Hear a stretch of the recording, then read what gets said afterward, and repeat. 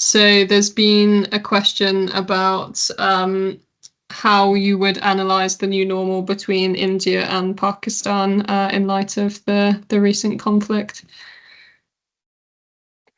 Yeah, I mean, I think it's a very unsteady new normal. I've indicated a number of times in recent months that if you look at the history of India-Pakistan relations, after there's a serious crisis, including a war, things will calm down and the two sides will be able to have a bit of a calmer relationship. I don't think that's going to happen this time around, just because the nature of this most recent conflict was so intense. It was the most hostile as we've seen between the two since they went nuclear. That's the first thing. And also, there were so many steps that were taken by both sides, mainly initiated by India, that were punitive in nature but not military. The holding the Indus Waters Treaty in abeyance, shutting down all border trade, including through third countries. Shutting down all trade, including through third countries, closing down the Wagah-Atari border.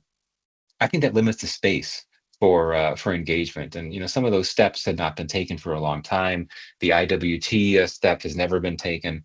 So I think we're talking about fragile ceasefires in both of these conflicts. I think in the case of India and Pakistan, there's a very good chance that there could be a resumption in conflict down the road.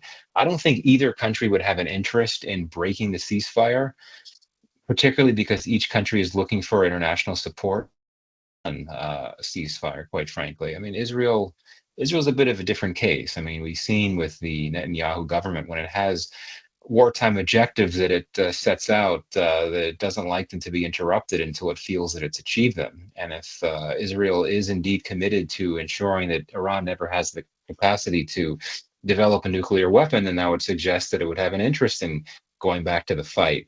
So that might be a bit of a difference from the India-Pakistan case. But we heard the speech that Modi made soon after the ceasefire, in which he basically said that we're going to war the next time this happens, and he's when the next time this happens, this means terrorism, and in the view of the Indian government, any terrorist attack in India would be traced back to Pakistan or to Pakistan-based actors.